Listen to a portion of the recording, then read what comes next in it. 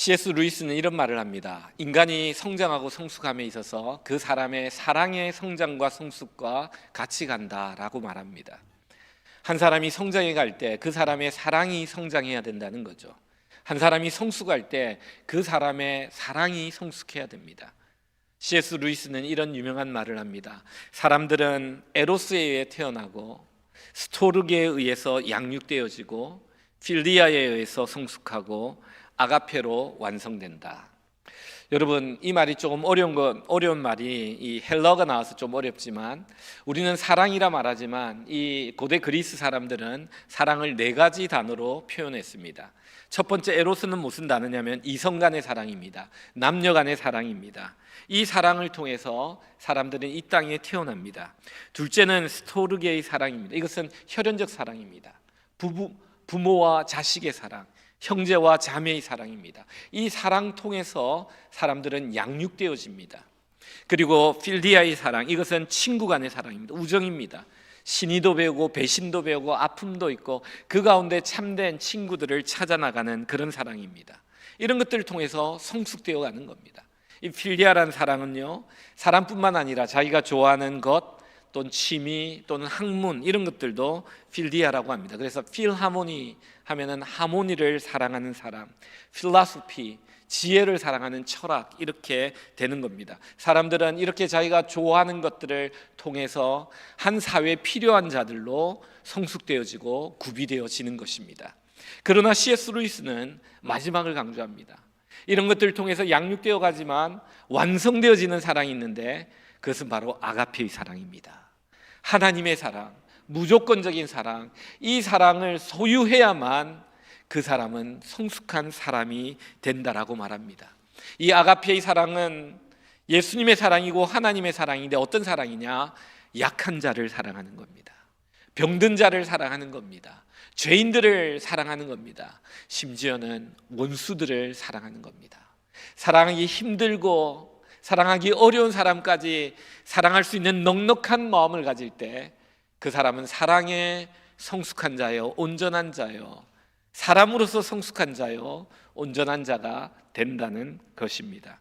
사랑하는 성도 여러분, 우리의 사랑은 어느 정도에 와 있습니까? 나의 사랑은 어느 것으로 채워져 있습니까?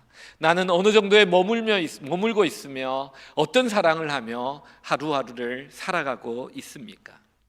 어떤 학자는 이런 이야기를 합니다. 오늘날 이 시대를 살아가는 사랑에 대한 이야기들을 많이 하는데 이것은 사랑의 문제가 아니라 사랑의 성숙도의 문제다라는 말을 합니다. 그 말은 어떤 일리가 들어보면 참 일리가 있는데요. 부모들 중에 자녀를 사랑하지 않는 사람은 아무도 없다는 겁니다. 여러분, 연인이 결혼할 때 그 연인이 결혼하기 전에 서로 사랑하지 않는 여인은 없다고 합니다. 그런데 문제는 뭐냐? 사랑하고 결혼하고 자녀를 낳고 자녀를 사랑한다 하면서 양육하는데 문제는 뭐냐? 그 사랑에 문제들이 많이 생긴다는 거예요. 사랑한다면서 아픔을 주고 상처를 주는 일들이 얼마나 비일비재한지 모릅니다. 이 문제가 무엇의 문제인가? 그것은 바로 사랑하는 방식의 문제요, 사랑하는 성숙도의 문제라는 것입니다. 사랑한 자가 사랑은 하지만 미성숙한 방법으로 사랑하다 보니까 그 사랑이 비뚤어지고 잘못되어져 사랑받는 자가 사랑을 느끼는 것이 아니라 아픔을 느끼고 상처를 가지고 마음에 큰 멍을 가지고 살아가는 인생이 된다는 겁니다. 사랑하는 성도 여러분, 그래서 오늘 우리는 이 시간에 사랑장 11절을 다루면서 사랑의 성숙과 미성숙의 차이를 좀 생각해 보고자 합니다. 성숙과 미성숙의 차이라 제목을 정했지만 좀 더 구체적으로 말하면 우리의 사랑의 성숙과 미성숙의 차이는 무엇인지를 살펴보기를 원합니다. 그리고 나의 사랑은 어느 정도에 머물고 있는지, 얼마나 성숙한지 얼마나 미숙한지를 돌아보며 하나님이 우리에게 주시는 은혜를 생각해보자 합니다. 여러분 11절을 한번 볼까요?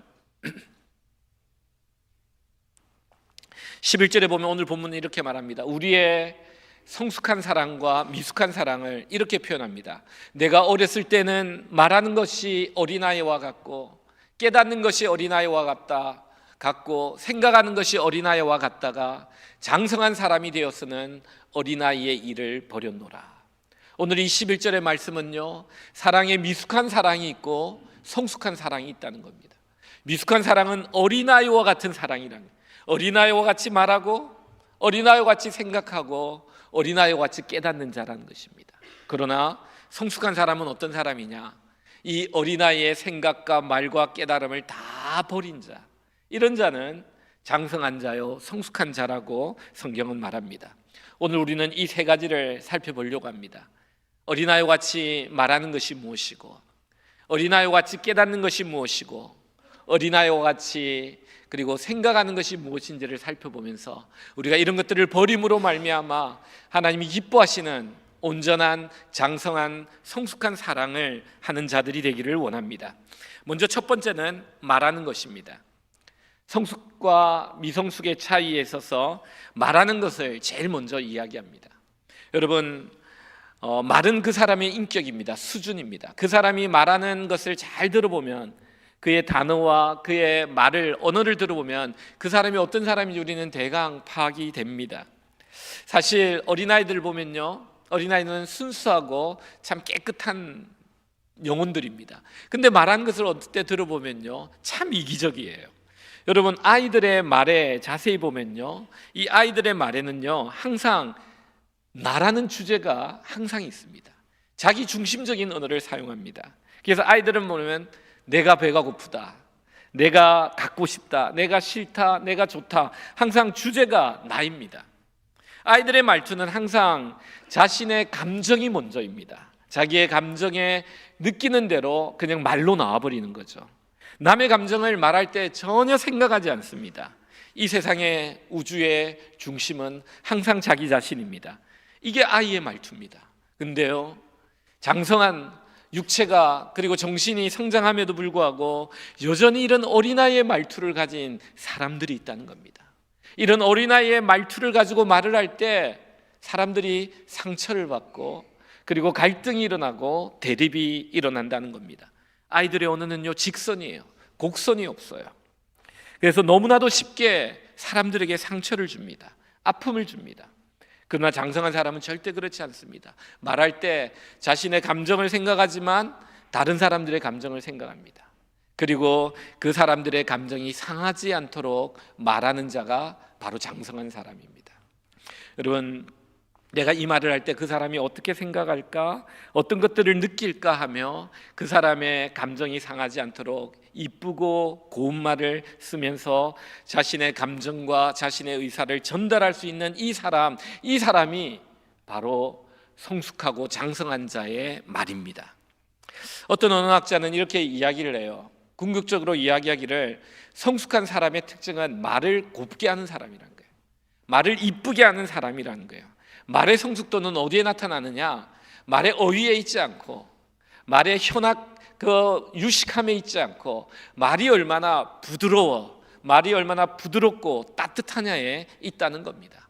그 말을 듣는 사람들이 자녀든 배우자든 친구든 그 말을 들을 때마다 마음이 편안하고 또 듣고 싶고, 또 나쁜 것들을 지적해 줄 때도 기분이 나쁘지 않게 아주 부드럽고 따뜻한 말로 나의 잘못을 지적해 주는 이런 사람들이 성숙한 언어, 성숙한 말을 가진 사람이라는 겁니다. 여러분 어떻습니까? 여러분의 언어를 한번 돌아보시기 바랍니다. 여러분의 언어는 얼마나 부드럽고 얼마나 성숙해 있습니까? 그 언어학자는 이런 이야기를 해요. 뭐라고 하냐면 이 언어는 누구로부터 배우느냐? 자기가 공부해서 배우는 사람보다는 부모로부터 배운다는 거예요. 부모로부터. 이쁘고 고운 말은요 누구로부터 배우는가? 부모로부터 배운다는 거예요. 여러분, 부모로부터 이쁘고 고운 말을 배우셨습니까? 여러분 정말 감사하셔야 됩니다. 그러나 배우지 못하셨습니까? 지금부터 공부하셔야 됩니다. 그리고 자녀들에게 이쁘고 고운 말을 쓰는 자녀가 되도록, 그리고 내가 이쁘고 고운 말을 쓰는, 그리하여 어린아이의 말을 버리는 자가 되어야만 우리의 사랑이 성숙해진다는 사실을 여러분 아셔야 됩니다. 얼마나 우리가 사랑한다면서 미성숙한 말로 사람들에게 상처를 많이 주는지 모릅니다. 우리가 이 말만 조금만 고치다 보면은 얼마나 성숙한 사랑의 사람이 되는지 모릅니다. 요즘 결혼하고 나서 호칭이 보면 다양합니다. 오빠라 부르는 사람도 있고, 아빠라 부르는 사람도 있고, 애기 이름 부르는 사람도 있고, 좀 심하면 야, 너 막 이렇게 부르는 사람도 있더라고요. 여러분 어떻게 부릅니까? 이름을 부르는 사람도 있고요. 우리가 전통적으로 부를 때 남편은 아내를 여보라고 부릅니다. 이 여보란 뜻이 참 좋은 말이에요. 우리는 모르고 많이 여보라고 부르는데요. 여보는요 이런 뜻입니다. 여자는요 같을 여자, 보자는 보배 보자. 당신은 보배와 같은 사람입니다. 여러분 여보가 다시 보이지 않습니까? 우리 부부가 앉았다면 옆에 사람에게 한번 여보라고 한번 해보세요. 여보라고. 쑥스럽습니까? 여러분 당신은 뭐냐면요, 당신은 이런 뜻입니다. 당신은 이런 뜻이에요. 당신은, 당은요 마땅할 당자, 신은 몸신자. 마땅히 당신과 나는 같은 몸입니다. 이게 아름다운 말이에요. 남편이 여보라 부르면 당신 왜 그래요? 이 당신은 당신도 보배입니다. 당신은 나의 몸과 같기 때문에 당신도 보배입니다.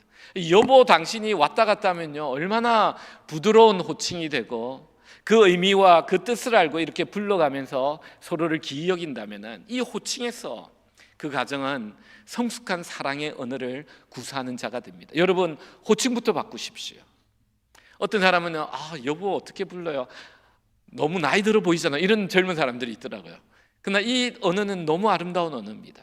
이 언어를 여러분 기억하시고 사용하셔야 됩니다.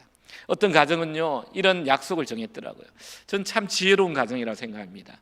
우리가 부부싸움 할 때는 꼭 높임말을 쓰자. 왜냐하면 이 부부싸움을 하다 보면은 이 팩트를 놓고 싸우는 게 아니라 언어가 막 음성이 높아지면서 막 감정이 폭발해가지고 문제는 별거 아닌데 말에 상처를 받아가지고 기분 나빠가지고 왜 말을 그딴 식으로 하냐면서 싸움이 이상한 방향으로 흘러가가지고 싸우는 일들이 너무 많지 않습니까? 그래서 부부싸움 하는 사람들이 그 지혜를 내가지고 뭐라 했냐면은 우리가 기분 나쁜 일이 있고 좀 다툴 일이 있으면은 높임말을 씁시다 라고 했대요. 저는 그 사람 참 지혜롭다고 생각합니다. 여러분 언어를 지배해야 됩니다. 언어를 잘 다스려야 됩니다. 그래서 그분이 나중에 그러더라고요. 여보 저 좀 잠시 뵐까요? 하면 두려워진대요. 부부싸움을 시작해야 되니까 뭔가 잘못했는지 불안해진다는데 굉장히 지혜로운 거예요.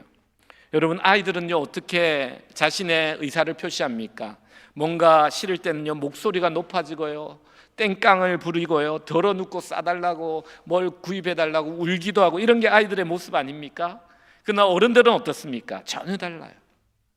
지혜로운 그리고 성숙한 사람은 인자하고 부드러운 말로 자신의 마음을 논리적으로 그리고 감정적으로 잘 적절하게 호소하며 동감하며 공감하며 이렇게 말을 하는 겁니다. 논쟁, 분쟁의 시작은요 여러분 소리가 커질 때 사람의 감정을 상하게 하고 기분을 나쁘게 하고 그러므로 말미암아 문제가 일어난다는 사실을 여러분 꼭 기억해야 됩니다. 소리를 지르는 사람이 이긴 것 같지만 절대 그렇지 않습니다. 그 사람은 진 거예요. 여러분 소리를 지르지 않고 부드러운 말로 자신의 마음과 생각을 전달하는 이것이 바로 어린아이의 말을 버린 성숙한 사랑이란 것을 꼭 기억하십시오. 여러분 우리가 사랑을 할 때 말을 할 때 있잖아요. 상처를 주는 것은 있잖아요. 우리가 말로 얼마나 사람들을 많이 상처를 주는지 남자 아내들은 꼭 기억하세요. 남편들은 존경의 사랑을 기대해요. 남편들은 존경의 사랑을 기대해요. 그래서 남편은요 길을 세워주는 말 하면 너무 좋아요. 당신이 최고다. 당신 너무 잘한다. 그리고 당신이 잘할 줄 알았어요. 이러면요 없던 힘까지 나와가지고 막 열심히 합니다. 바보 온다를 만들었던 사람은 평강공주란 말이 있잖아요. 여러분 어떻게 언어로 남편의 길을 세우고 남편을 칭찬하고 남편의 그 자존심, 그 존경의 사랑을 베풀 때 이 남자는 점점 멋진 남자가 됩니다. 반대로 여자는 어떤 사람이냐? 여자는 섬세한 사랑을 해줘야 됩니다. 성경에 보면 깨질 그릇과 같으니까 조심히 다루라고 성경은 말합니다. 여러분 여자들은 얼마나 잘못 살짝 다루면 깨지는지 모릅니다. 여러분 이 디테일은 어디 있냐면은 아내가 말한 것을 잘 기억해야 됩니다. 여러분 그 말을 기억하는 이 관심이 사랑이에요. 아내는 큰 것을 원하는 게 아니에요. 여자들은 큰 것을 원하는 게 아니에요. 남편이 얼마나 나에게 관심을 가지고 말 한마디 한마디에 얼마나 관심을 가지느냐 이게 중요한 거예요. 잘 리스판스하고 리액션하면서 그가 말하는 순간 그 마음이, 그 중심이, 그 감정이 어떤지를 잘 기억하고 그것을 지금 바쁘지만 나중에 해줄 때 그게 감동이 있는 겁니다. 여러분 꼭 기억하십시오. 우리가 자기 주도적으로 말을 할 때 아이와 같이 직선적으로 자신의 감정을 폭발하듯이 말하다 보면요, 실수를 합니다. 이 화가 자녀들을 곁길로 가게 합니다. 여러분 절대로 이 어린아이와 같이 소리를 높여 감정을, 자기 중심적인 감정으로만 대화하지 마십시오. 항상 상대방을 생각하면서, 상대방의 감정을 생각하면서 부드럽고 이쁘고 고운 말을 써나갈 때 어린아이의 말을 버린 정말 성숙한 언어를 가진 하나님의 사람이 되는 것입니다. 두 번째는 뭐냐? 오늘 본문은 이렇게 말합니다. 깨달음이 어린아이와 같지 않다라고 말합니다. 여러분 어린아이와 같은 깨달음은 버리라고 말합니다. 여러분 어린아이와 같은 깨달음은 뭡니까? 성숙한 사람과 미성숙한 사람의 어린아이와 같은 깨달음이 있고 어른과 같은 깨달음이 있어요. 어린아이와 같은 깨달음은 이런 깨달음입니다. 아이가 잘못을 했습니다. 그래서 아버지가 훈계를 합니다. 훈계를 하면은 아이들은 어떤 생각을 하냐면 이런 생각을 해요. 1차적으로 생각합니다. 깨달음이 이런 깨달음이에요. 아, 아빠가 나를 싫어하는구나. 아니 사랑한다고 하면서 왜 이렇게 나를 때리는 거지? 이런 생각이에요. 이 아이들의 생각이. 이게 어린아이의 깨달음이에요. 그러나 어른의 깨달음은 어떻습니까? 철이 들고 나면은 아버지의 그 매가 있었기 때문에 내가 바른 길을 갔다. 아버지의 그 훈계가 있었기 때문에 내가 옳은 길을 갈 수 있었다라고 말하지 않습니까? 이게 바로 깨달음의 차이입니다. 여러분 영적인 깨달음도 마찬가지입니다. 어린아이 같은 믿음을 가지면요, 하나님이 나에게 주는 시련이 올 때마다 이렇게 기도합니다. 하나님 어디에 계십니까? 하나님 내가 바르게 살려고 하는데 하나님 살아계시는 겁니까? 하나님 도대체 왜 나에게 이런 시련을 허락하십니까? 라고 말하는 게 어린아이의 깨달음이에요. 그러나 어른이 되고 믿음이 깊어지고 장성한 믿음의 분량이 되면 깨달음이 달라집니다. 어떻게 깨달아지느냐? 이렇게 고백합니다. 하나님, 이 시련, 내가 하나님의 이 시련 안에 하나님의 뜻이 있음을 나는 압니다. 그러나 그 뜻이 무엇인지는 모릅니다. 하나님 그 뜻이 이루어질 때까지 내가 이 시련을 잘 이길 수 있도록 하나님 나에게 힘을 주세요. 나에게 은혜를 주세요. 용기를 주세요.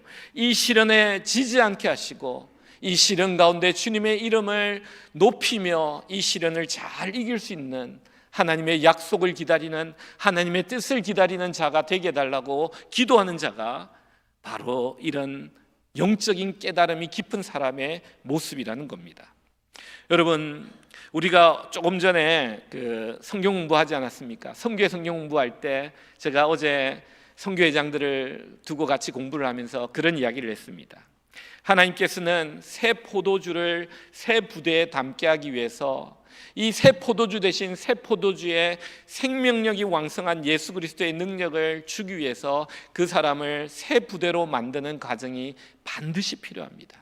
근데 이 과정이 너무 힘들고 어렵기 때문에 사람들이 이 하나님의 새 부대를 만드는 작업들을 당할 때 힘들어하는 것은 사실입니다.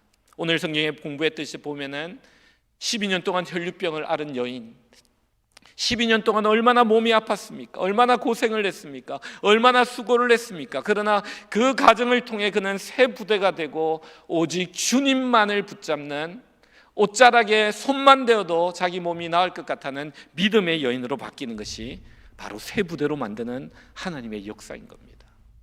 여러분 회당장, 모든 사람들이 존경하고 예배를 주도하고 예배 회당을 지켜나가는 이 존경받는 그 동네의 장로가 딸이 죽어가는 이 사건을 통하여, 아픈 정도가 아니라 죽어가는 이 사건을 통하여 그의 모든 명예를 내려놓고 예수님께 찾아가 딸을 살려달라고 간구하는 새 부대가 되는 거예요.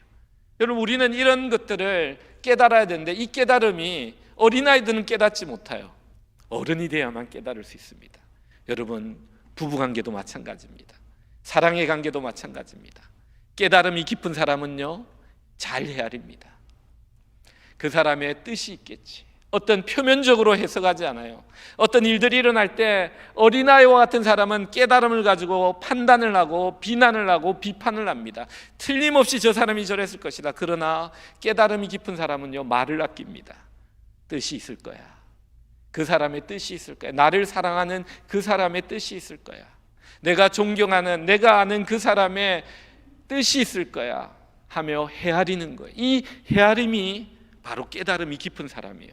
그러나 깨달음이 깊지 않은 사람은요, 정말 콩을 볶듯이 그 마음이 왔다 갔다 쉽게 바뀌는 거예요. 그 행동을 볼 땐 너무 좋아하다가 조금 잘못된 행동을 보면 뜻이 있겠지가 아니라 어떻게 저럴 수 있느냐, 이렇게 바뀌는 게 깨달음이 얕은 어린아이와 같은 깨달음을 가진 사람의 모습입니다. 재미있는 연구가 있습니다. 어떤 연구냐면요, 사람이 정말 많은 사람들로부터 사랑을 받고 다른 사람을 사랑할 수 있는 능력은 어디에서 오는가, 이 사랑학을 연구한 사람들이 있어요. 어떻게 사람은 건강하게 남들을 사랑하고 남들로부터 그 사랑을 받을 수 있는가를 조사를 해보니까요, 참 재미있는 것은 뭐냐면요, 어떤 사람이냐면 자기를 사랑할 줄 아는 사람, 자기를 소중히 여기는 사람, 이 사람이 남을 소중히 여기고 남을 사랑한다는 연구가 있어요. 저는 그거를 읽으면서 참 재미있게 읽었습니다.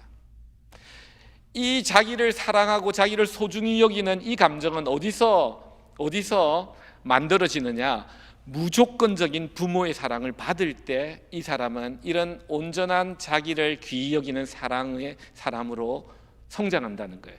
근데 문제는 뭐냐, 오늘 이 사회의 문제는 뭐냐, 많은 자녀들이 부모로부터 무조건적인 사랑을 받는 이 사랑을 통해서 자기를 소중히 여기는 이 사람이 되지 못할 때 이 사람이 미성숙한 사람이 되어가지고 자녀를 키우면서도 자녀들에게 아픔을 주고 상처를 주는 그런 일들이 일어난다는 그런 글입니다. 저는 그거를 읽고 참 큰 인사이트를 얻었어요. 깨달음을 얻었어요. 그 깨달음이 뭐냐면요, 하나님이 결혼을 통해 가정을 만들어 놓은 것은 나를 좀 더 사랑해 달라, 또 내가 더 사랑받을 존재가 되기 위해서 이런 게 아니라 하나님이 이 가정에 숨겨놓은 비밀이 있다는 걸 깨달았어요. 그게 뭐냐면 이겁니다.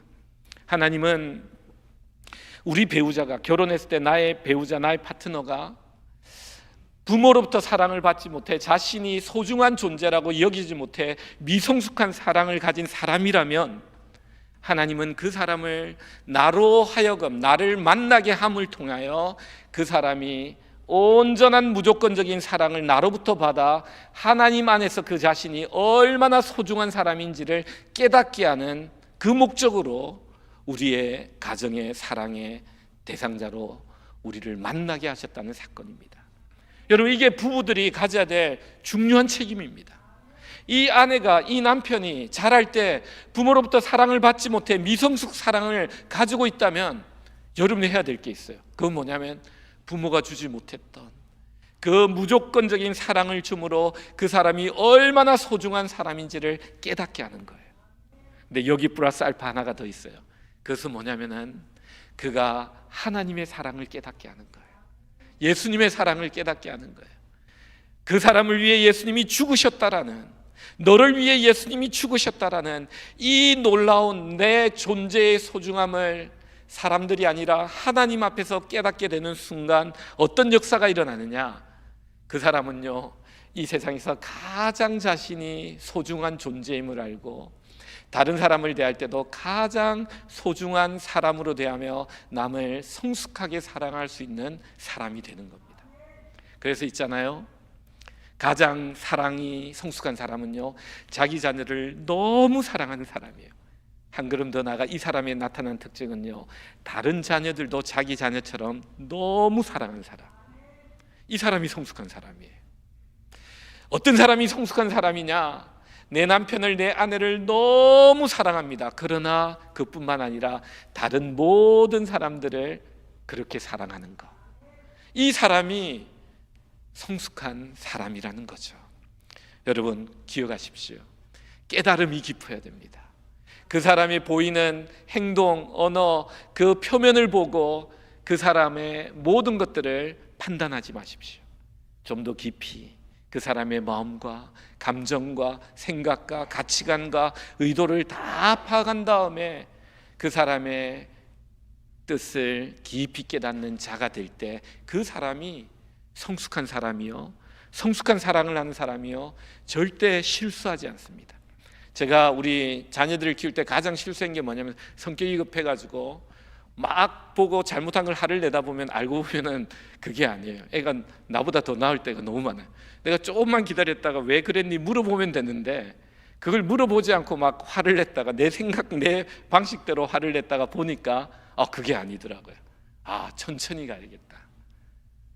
바로 표면적으로 반응해서 깨달았다고 판단해서 바로 말하지 말아야겠다. 이거를 자녀를 키우면서 느꼈던 거예요. 여러분 기억하십시오. 깨달음이 깊어야 됩니다. 깨달음이 얕으면은 어린아이입니다. 마지막 세 번째입니다. 세 번째는요, 오늘 성경은 이렇게 말합니다. 생각하는 것이 어린아이와 같지 않아야 된다라고 말합니다. 어린아이의 생각은요 항상 자기 중심적입니다. 항상 자기만을 생각해요. 그래서 어린아이의 특징은요 항상 내 중심으로 생각해요. 사과를 딱 보면요 자기가 아들 하나면 이 사과 하나는 내 거라고 생각합니다. 엄마 아빠 거라고 절대 생각 안 해요. 사과가 냉장고에 있으면 이거는 내 거. 여러분 사과가 아이가 둘 있잖아요. 둘 있어도 딱 사과가 하나 있으면은 이거는 형과 동생과 나눠서 반씩이 내 거다 이래 생각 안 하고 사과 하나 보면 내 거 하고 가져갑니다. 근데 성숙한 사람은 어떻게 하냐면요 동생이 있으면 사과를 딱 보면 반쪽만 내 거. 더 성숙한 사람은요 사과를 보고 4분의 1만 내 거. 엄마 아빠 4분의 1씩 동생 하나 내 거. 이게 성숙한 사람이에요. 성숙한 생각은요 자신의 필요와 자신이 원하는 것을 가지려는 생각보다 다른 사람들의 마음을 생각하는 것이 성숙한 사람의 생각이라는 겁니다. 한번 이런 일이 있었습니다. 김구 선생님이 중국에서 독립운동을 할 때입니다. 어머니가 힘들고 어려울 때 시장에 가가지고요 채소 장사가 파는 시래기 있죠. 여러분 시래기국 아시죠? 그 배추 껍데기 막 버려놓은 것들을 주워가지고 시래기국을 끓여가지고 저녁을 준비했습니다. 김구 선생이 그 시래기국을 보면서 어머니에게 이렇게 어머님 또 나가서 주워서 이걸로 하셨냐고. 제가 그래도 김구인데 이건 너무한 거 아니냐고 이렇게 말했을 때 이 어머니가 역정을 내시며 이렇게 말합니다. 이놈아 언제부터 그렇게 건방졌느냐. 일어나 너 종아리를 좀 맞아라. 걷어라. 이렇게 하는 거예요. 이 김구 선생님은 공손히 어머니가 해초리를 들고 때리는 매를 다 맞으셨대요. 근데 매를 맞으면서 이 김구 선생님이 훌쩍훌쩍 울었대요. 그 어머니가 때리면서 이렇게 말합니다. 너 왜 우느냐? 내가 때리는 것이 아파서 우느냐? 아니면 내가 부끄러워서 우느냐? 너가 김구 선생님에도 불구하고 이런 매를 맞아 체면 때문에 우느냐라고 질문합니다. 그때 이 김구 선생님 뭐라고 말하냐면 이렇게 말합니다. 어머님 제가 우는 이유는요 어머님 작년에 때리실 때보다 힘이 너무 약해지셔서 어머님이 점점 늙으시는 것 같아 마음이 아파 웁니다 라고 말하는 거예요. 이 유명한 일화입니다. 그럼 김구 선생은요 그렇게 자신이 맞아 아픈 것보다 나를 때리는 어머니의 건강이 약해지는 그 마음을 생각하는 그 건강을 생각하는 그 마음이 바로 성숙한 생각입니다. 미숙한 사람은요 자신만 생각합니다. 매를 맞으면서 아픈 매로 인하여 슬퍼옵니다. 그러나 성숙한 사람은요 매를 맞으면서도 때리는 사람의 마음을 생각하고 때리는 사람의 건강을 생각하는 겁니다. 이것이 차원 높은 사랑인 것입니다. 그래서 사랑은요 받는 것보다 주는 것이 더 기뻐요. 받는 것은 그 선물이 기쁘지만 주는 것은 어떤 기쁨이냐면 이 줄 때 그 사람이 기뻐하고 그것을 즐기면서 살아가는 그 모습을 보며 기뻐하는 이것이 더 성숙한 사랑입니다. 에리 프롬은 이 사랑을 이렇게 이야기합니다. 주는 것이 받는 것보다 더 기쁜 이유를 그는 이렇게 설명합니다. 에리 프롬은 사랑의 기술이라는 책에서 이런 이야기예요. 여러분 사랑에 빠지면 안 됩니다. 사랑에 빠진다는 표현은 잘못된 겁니다. 사랑에 빠진다는 것은 내 안에 뭔가 부족함이 있어 내 부족함을 채울 그런 이상적인 배우자를 만났을 때 내가 빠지는 것으로 이것은 적극적인 사랑이 아니라 수동적이고 능동적인 사랑이 아니라 이끌려가는 사랑입니다. 이 사랑은요, 감정이 식고 눈에 콩깍지가 벗어지면 반드시 갈등과 대비로 나아가는 영원하지 못한 사랑입니다 라고 그가 이야기합니다. 참된 사랑, 영원한 사랑은 어떤 사랑이냐? 사랑에 빠지는 것이 아니라 사랑에 적극적으로 참여하는 거예요. 사랑을 하는 것입니다. 사랑을 하면서 기뻐하는 것입니다. 사랑을 받으며 기뻐하는 것이 아니라 내가 그 사람을 사랑하면서 그 사람이 기뻐하는 모습을 보며 내가 더 기뻐하며 그를 더 사랑하는, 이것이 참된 사랑입니다. 여러분, 이 깊이를 아셔야 됩니다. 내가 사랑해 줄 때 그 사람이 사랑하는, 사랑에 감격하는 그 모습 때문에 기쁜 사랑은요, 이 사랑은 지속적이고 오래갑니다. 그러나 내가 그 사람이 사랑해 줄 때 그 주는 그 사랑에 기뻐서 하다 보면 이것은 끝없이 채워도 채워지지 않는 둑이 터진 그릇이고 만 것을 여러분 그 마음을 알아야 합니다. 여러분, 여기서 우리는 한 걸음 더 나아가야 됩니다. 성경은 이야기합니다. 남의 마음을 생각하는 사랑에서 한 걸음 더 나아가 하나님을 생각하는 사랑을 해야 된다는 겁니다. 오직 나를 보시며 내가 어떻게 살아가기를 기대하시는 하나님을 생각하며 다른 사람의 마음을 생각하는, 이것이 어린아이와 같지 않은 사랑이지만 더 높은 하나님이 원하시는 사랑은 어떤 사랑이냐? 하나님을 생각하며 사랑하는 거예요. 하나님의 마음으로 사랑하는 거예요. 하나님의 마음으로 내게 허락한 모든 사람들을 얻어나가는 겁니다. 심지어는 그들이 사랑하기 힘든 사람이라 할지라도. 여러분, 루마니아에 이런 일이 일어났다고 합니다. 어떤 한 목사님께서 루마니아 공산 치하에 기독교인들을 막 잡아 가둘 때가 있었어요. 이 목사님이 교인들하고 같이 잡히게 됐어요. 한 30여 명 교인들하고 같이 잡히게 됐는데, 얼마 있다가 보니까 자기를 잡아 가둔 그 비밀 경찰, 그리고 자기를 고문했던 그 비밀 경찰이 교도소에, 감옥에 잡혀온 거예요. 목사님은 깜짝 놀라 물어봅니다. 아니, 당신이 어떻게 이곳에 잡혀올 수 있냐고. 그러자 비밀 경찰이 이렇게 말해요. 목사님, 제가 그리스도인이 되었습니다. 그러자 그 교인과 목사님이 깜짝 놀랐습니다. 아니, 어떻게 비밀 경찰이 그리스도인 될 수 있었냐고. 그러자 그가 경험했던 에피소드를 이야기하는 거예요. 목사님, 얼마 전에 저희 집에 한 아이가 찾아왔다는 거예요. 그 아이는 12살 난 아이인데 꽃을 들고 찾아와 이렇게 말한 거예요. 이 꽃을 당신 아내에게, 부인에게 주시기 바랍니다 하는 거예요. 처음 보는 아이가 꽃을 들고 와서 왜 이 꽃을 내가 내 아내에 주어야 되느냐라고 했을 때 이 아이가 그렇게 이야기를 하더래요. 저희 어머님은 생일 될 때마다 우리 가족은 어머니에게 꽃을 드렸습니다. 근데 당신이 우리 어머니를 잡아 감옥에 가둠으로 말미암아 이제 저는 더 이상 꽃을 드릴 어머니가 없습니다. 그래서 기도하는 가운데 어머니의 생일이 다가올 때 어머니에게 꽃을 드리고 싶은데 어떻게 할까 하는데 늘 어머님이 나에게 가르쳐줬던 말씀이 생각났습니다. 어머님은 원수를 사랑하라. 이것이 예수님이 우리에게 말씀하신 사랑이라고 가르쳐 주셨습니다. 저는 그 말씀이 내 가슴을 뜨겁게 했습니다. 그래서 저는 어머니에게 꽃을 주지 못한데 이것 대신에 어머니를 가두었지만 당신을 사랑하는 마음을 전하기 위해 이 꽃을 당신에게 드립니다. 그리고 당신의 부인에게 이 꽃을 전하시기 바랍니다 하고 말하고 가는 거예요. 근데 이 아이의 모습 가운데, 그 말 가운데 정말 순수한 하나님의 사랑을 이 비밀 경찰이 느낄 수 있었다는 거예요. 그 아이의 말을 듣고 마음속에 큰 감동이 몰려왔다는 거예요. 그리고 예수님을 알게 되었고 믿게 되었고 회심하게 되고 회개하게 되었고 예수님을 믿게 되었고, 그렇게 자기도 예수님을 믿다가 그렇게 감옥에 잡혀오게 됐다는 고백입니다. 사랑하는 성도 여러분, 여러분 이것을 아셔야 됩니다. 우리의 사랑은요, 여기까지 나가야 돼요.